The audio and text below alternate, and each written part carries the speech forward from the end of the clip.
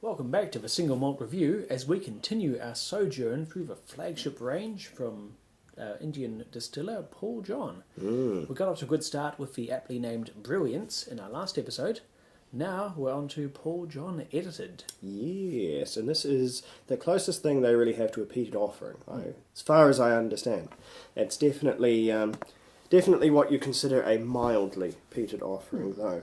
Do you remember the actual stats on what they've put in? Yes, this is a bit like Amrut Fusion, which we looked at a couple of years ago, in that a portion of what's in here is actual imported peated Scottish barley. In this case, about 15% of what's in here is peated barley brought in from Scotland and combined and distilled together with Paul John's own Indian-grown barley. They're buggers to get into, aren't they? They have generally secured their lids, yeah.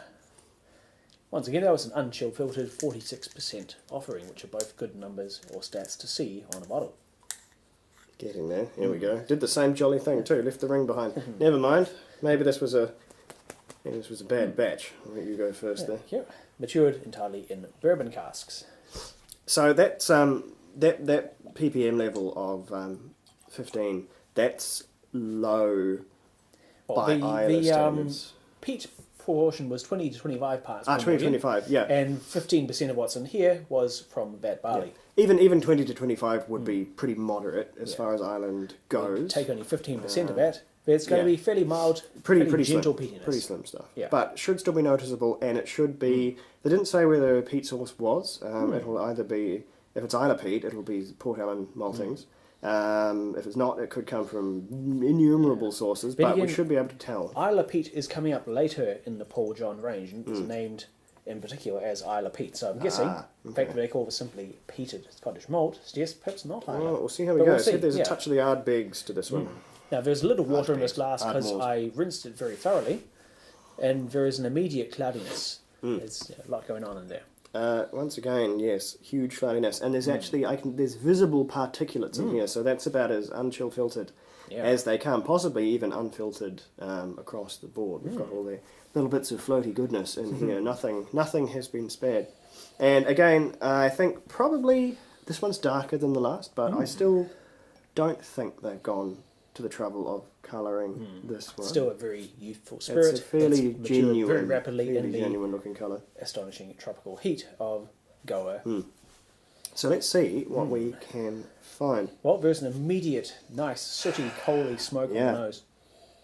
That is pleasantly peaty for something that's only 15% of this is peat and barley. Well, a little bit of peat goes a long way. And consider also that peat dissipates as whiskey gets older, and this is very, very young whiskey. As all Indian whiskey, this is sub 5 years old, most likely. We don't know the actual year. 3 to 5, I think, is about the average for Paul John. So within that bracket, most likely. And so the peat in here, though it's quite slight in terms of total, ppm levels, once they've been diluted with the normal unpeated spirit, it'll be at its rawest, most elemental sort of form. So maybe punchier than not. So as you say, lovely, and it is really quite coaly. That sort of clean, it's not very, not sooty, not tangy, it's not fishy. It's a dry, clean kind of a thing. Now, I grew up the son of a man who's very much an enthusiast of railways, in particular the mighty steam engines of days gone by. And this is bringing back all kinds of memories of chasing trains, both full-sized and miniature, all fueled by coal. It's a very distinct, quite a welcoming, if slightly industrial aroma. Underneath that, and it is very much underneath, not dominating, but the peat is certainly the first and primary nosing note in there. I think this one has a bit more fruity characteristics than the first one. The first one was very sort of stoutly oaky, and it had that tremendous apricot kind of note. Apricot and a little bit of pawpaw, mango, tropical kind of a thing going on. This one, if anything, smells a lot more traditional. This is reminding me, like, had you served this to me blind, I would have been immediately fooled into thinking this was some sort of peated edition of a Scotch whisky. This is, at least as far as the nose goes, at the extent of my abilities, pretty indistinguishable from There's Scotch some whisky. subdued apple, pear, and just a hint of pineapple on there. So whether that's coming through from that Scottish barley, bringing these more traditional flavours across, even though it's peated, or whether they've done something a wee bit different to the treatment of the overall whiskey, we just don't know. But it is presenting a bit of a different face, and I like it a bit more because that sort of real smouldering heat, it's now a smouldering peat, and that is something I'm much more used to. It's not a spiritus burn anymore. It's more of that genuine charry. It's going to be good to see what it's like on the tongue.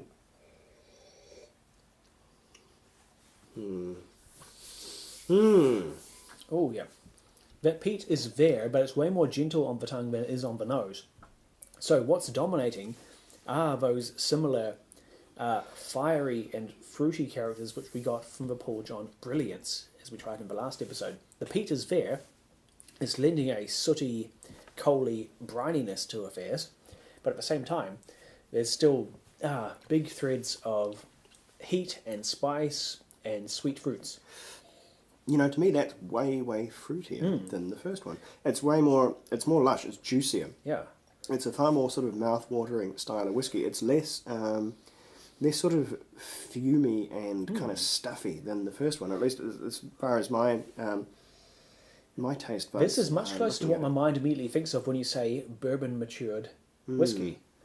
This is tasting much more like something that's been stuck in a bourbon cask for a good few years and picked up those characters. It doesn't have the syrupy vanilla or any of those other bourbon characters. I like this way more. This is much more my thing. This has a youthful vibrancy rather than a youthful hotness, which I thought the other one spoke to me as. There's a little grimy sootiness on top, in a good way, of course. Grimy and sooty in the best possible way, thanks to that peat.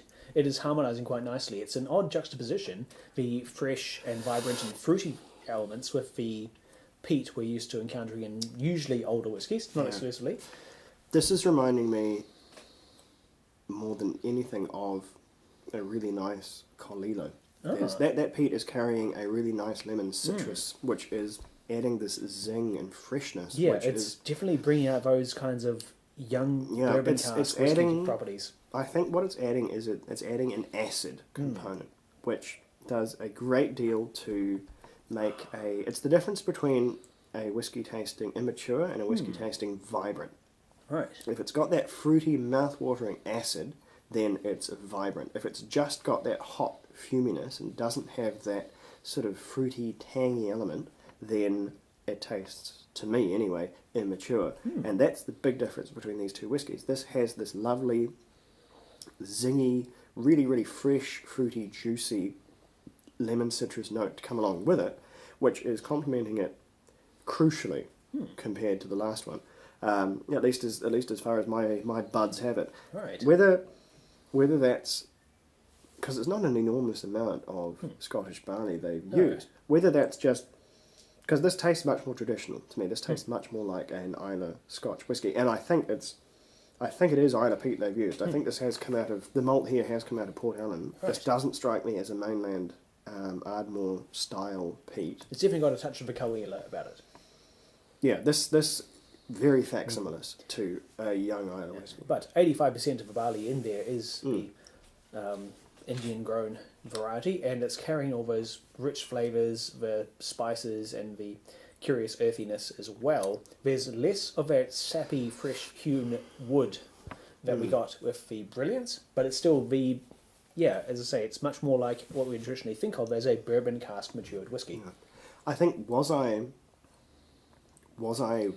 tasting this as an Islay whiskey, I would be kind of over the moon with it. This is bringing me in mind of, think back a few months to the elements of Islay peat, that sort of vatted Islay, which was largely Colilla, but with a few other things thrown in by the elixir drinks or whatever it was called.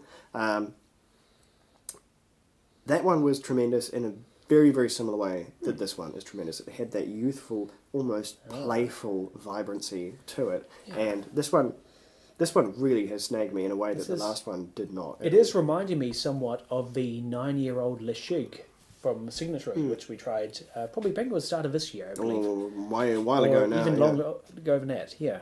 That was quite excellent. This is different, certainly, but it's got some characters in common. Now, I've added a little water. In our previous video of the Brilliance, we didn't actually add any water on camera, we simply forgot. We tried again with water after the fact, and I can confirm that it's just as good with water or without. In this case, though, trying it with water for completeness' sake, that's really brought that cloudiness back out again. That's quite opaque. I'm enjoying mine too much to add the water, so we'll go with your take on this. That has unleashed a cavalcade of the fruit, spice, and grain on the nose, which it's either brought those out or it's utterly subdued the peat. Either way, that smells quite lovely. I'm going to dive in, see what we got. I will begin to manifest my score over here. Is there presenting something new? Yes, big hits of pawpaw, pineapple, dried fruit especially, with really concentrated sugars. It has brought out a whole lot of sweetness with just a little bit of a prickle. I'd say, give it a go. Add water and let me know what you think, because we've got quite different takes on this one, so keen to see how the experience differs for you. No, the addition of water, that has gone places. Quite impressively so. It certainly opens it up. It somewhat draws attention to its very, very young age, but no, it'll hold up to a wee bit of water. I didn't have quite enough left to really do it scientifically as I should have, so I probably put a bit too much in. But as far as my take on this one, the scores are concerned, I like this way more than the first one. The first one I wasn't really taken by. This one I think is better in almost every single way. The only place it lets itself down for me is in the finish, and this is right at the end of the finish, then that's where its youthfulness is exposed. That's where you just get that slightly, to me it's an almost metallic taste of this whiskey is not very many years old kind of a thing. But that's one, understandable, and two, it's a fraction of its overall profile. So I'm going way, way higher for this one. This is going up to an 89 for me. This is much, much more of a solid prospect as far as I'm concerned. What do you think? Has this gone up or down for the first one? Well, it's gone down for me, just because the first one tried to brilliance just stood out so well on its own. It is one type of barley in one type of barrel, matured in one location. Here there are more things happening, and we've got different things to say, but all in all there's more going on than needs to be going on. However, it's interesting, you pick up the youthfulness of this whiskey on the finish. I'm getting it at the start. There's a kind of a rough and ready fire. There's a little bit of sort of a passion to it right at the outset, which is what speaks to me of the fact that it's a very young whiskey. It's after that that all the matured characters matured very rapidly after those start to come through. And then the finish is quite gentle and quite welcoming. That aside, well, this one's, for me, rates an 88, so it's very close to a 90 again for brilliance. A little bit let down just because the peat, while it adds things to it, it doesn't add things that it needed. I feel it was, it's muddying the waters just slightly. It's a very good use of peat. It's an interesting experiment, but one that's not really essential in any way. Well, Dave's gone up, I've come down, but halfway around even.